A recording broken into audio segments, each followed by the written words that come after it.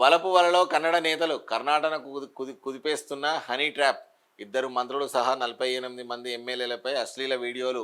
కొందరు జాతీయ పార్టీ నేతలు, న్యాయమూర్తులవి కూడా. అసెంబ్లీలో వెల్లడించిన మంత్రి రాజన్న వెనుక డీజే శివకుమార్ ఉన్నారని బీజేపీ కాంగ్రెస్ నేతల అనుమానాలు. అసెంబ్లీలో గందరగోళం. 18 మంది బీజేపీ ఎమ్మెల్యేలపై 6 నెలల సస్పెన్షన్. ఎవరిని వదలం కర్ణాటక సీఎం.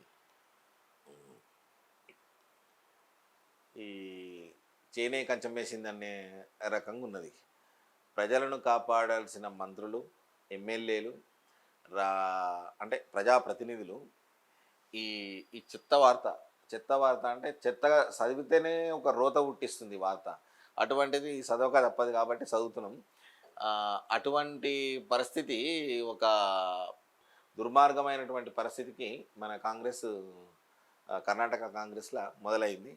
సో మరి అధిష్టానం ఏ నిర్ణయం తీసుకుంటుంది, అక్కడ గవర్నమెంట్ ఏ నిర్ణయం తీసుకుంటుంది.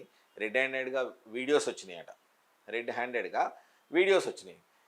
ఇంకా కూడా వీళ్ళపైన వేటు పడకుంటే, ఇలాగే కనుక కొనసాగిస్తే, వేటు పడకుంటే ఇది ఏమవుతుందంటే రేపు ఇంకా ఘోరమైనటువంటి పరిస్థితులకు దారి తీసే అవకాశం కూడా ఉంటుంది.